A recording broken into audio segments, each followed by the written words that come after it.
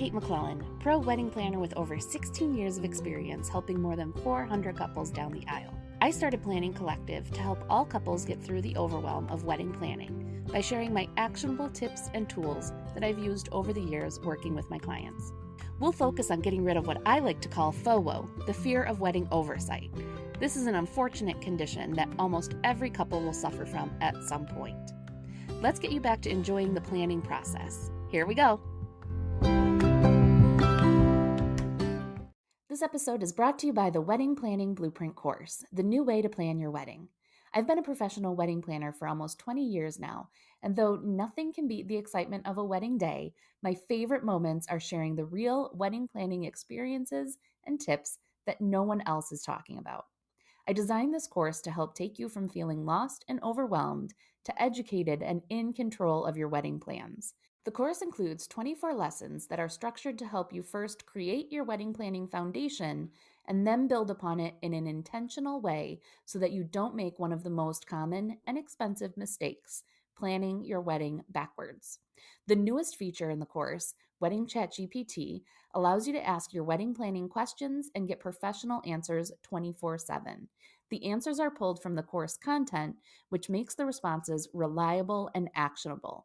This will be a true game changer, saving you time and money while you plan your big day. To see a full list of what's included in the course, head to planningcollective.com/WPB course. Working with a wedding planner would literally cost you thousands, but now you can have the expert advice and tips for under $150.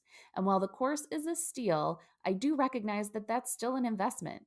Make sure you grab our free download, Expensive Wedding Planning Mistakes, and I can promise that that alone will save you the cost of the course. You can find our free guides at planningcollective.com, and I look forward to helping you plan your wedding. Hey guys, Kate here. Welcome back to another episode of the Wedding Planning Collective podcast. Today's episode is focused on helping you enjoy your wedding day to the fullest by being prepared for those stressful moments you know are going to pop up. My 10 steps to a stress-free wedding. Number 1, hire professionals. This is the one tip out of the 10 that is about the early stages in planning.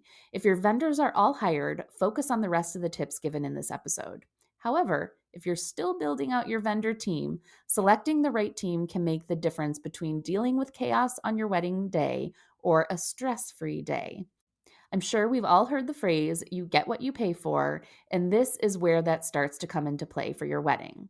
Those too good to be true deals will start to show themselves as you get closer to the big day, meaning you'll start to see how prepared and professional your vendor team is.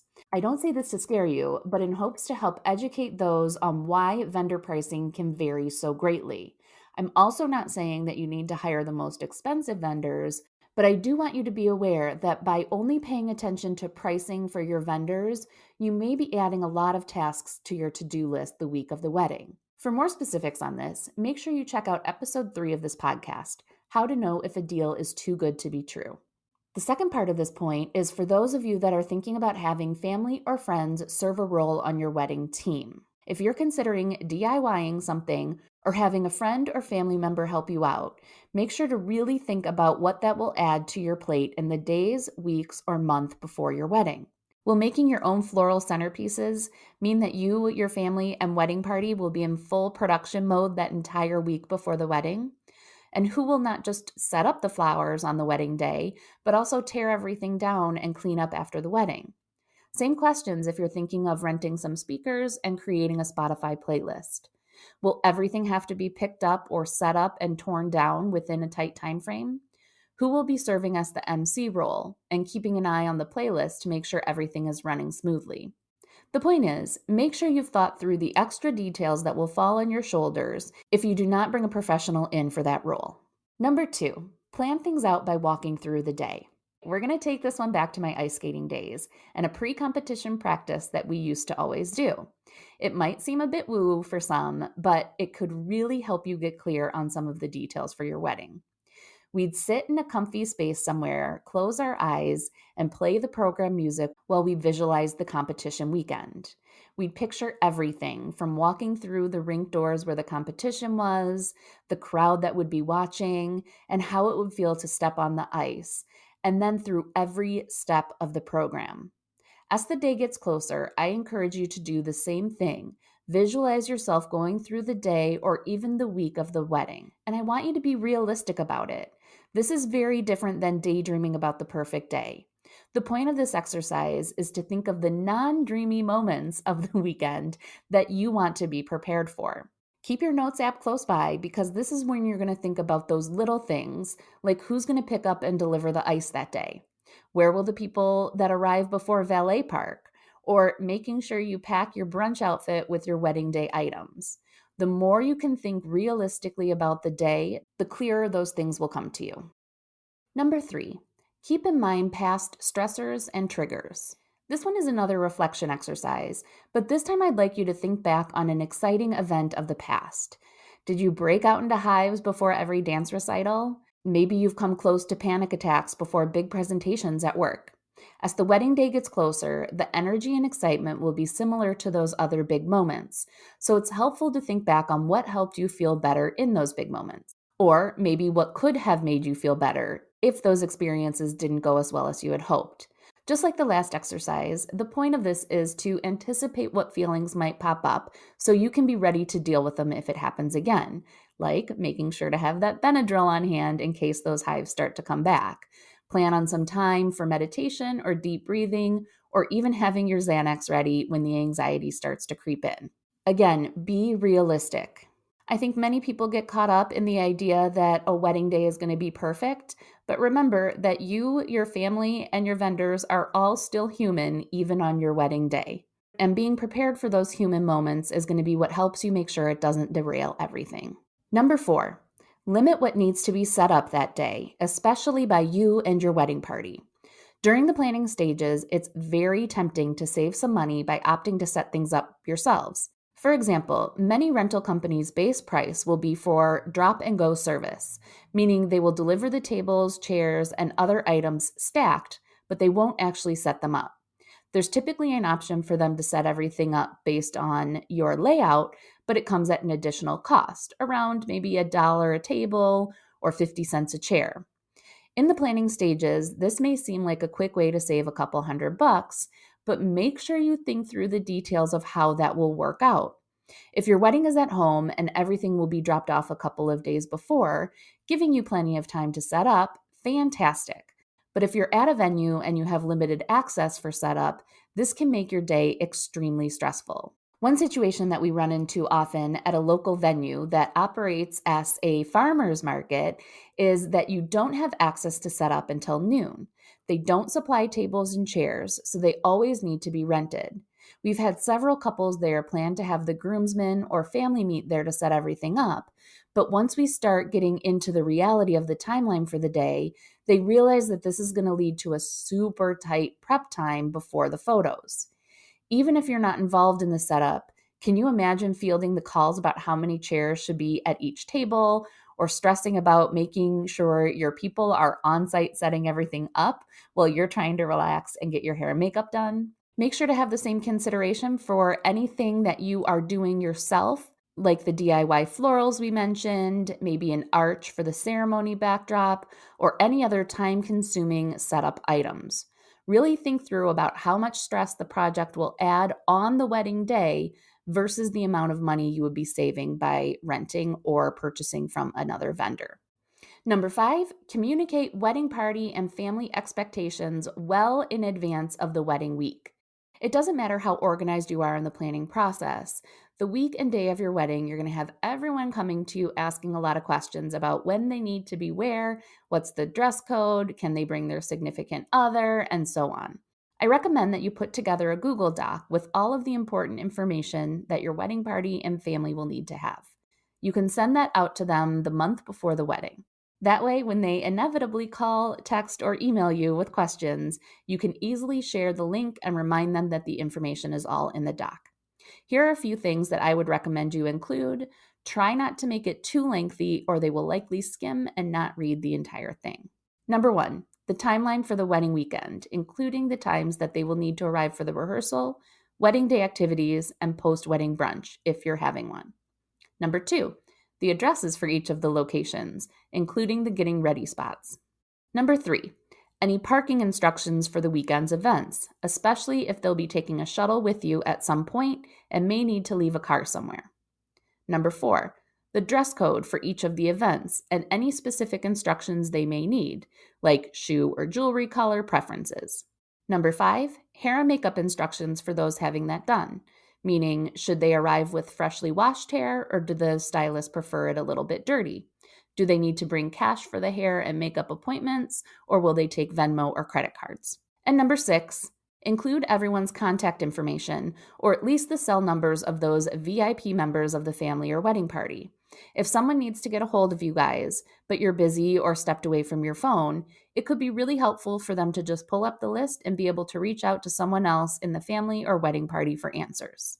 Tip number 6, try to have a touch point with every guest, but don't overstress it. While the tradition of a receiving line is fading, most couples still want to make sure that they have an opportunity to say hello to every guest on the wedding day. For those that are not familiar, a receiving line is when the couple waits at the base of the aisle after the ceremony or at the doors to the reception and greets every guest as they go by. While it certainly does accomplish the goal of connecting with each of your guests, it can take a very long time. The current popular alternative is to do what's often called table rounds, which is after dinner, going around to each table to say hello to everyone. You'll be served dinner first, so you'll have time to do this while the rest of the guests are finishing up. While this is a great alternative, it can still take a long time, especially if you have a large wedding. The tip that I share with my couples is to look at your seating chart before the wedding day and have a plan in order for which tables you're going to visit first. Most couples will start with the tables closest to them first, which would likely be your parents and immediate family. But keep in mind the goal of table rounds and focus on the tables with the guests that will likely leave early or you may not see at other points of the weekend. That way, if you only have time to get to half the tables, you'll have at least had a chance to visit with the guests you're probably not going to be hanging out with at any other point.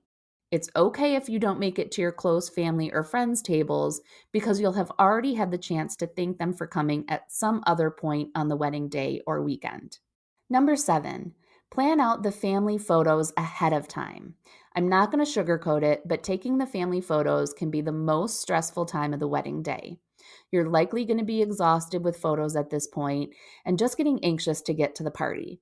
When you add in the distracted family and wedding party, tight time frames, and everyone coming to you with questions, it can get really frustrating. But if you plan it out ahead of time, it can run much smoother. So, how do you do that? First, check with your photographer to see if they have something for you to fill out to help put the family photo groupings together. Most will have some kind of process or worksheet to help you organize them, as they want to make sure to make the most of this time as well. If your photographer does not have a form for you to fill out, or you want to get started before you'll have access to that, you can get a copy of my version of the worksheet under our pre-wedding worksheets download listed in our free planning guides at planningcollective.com.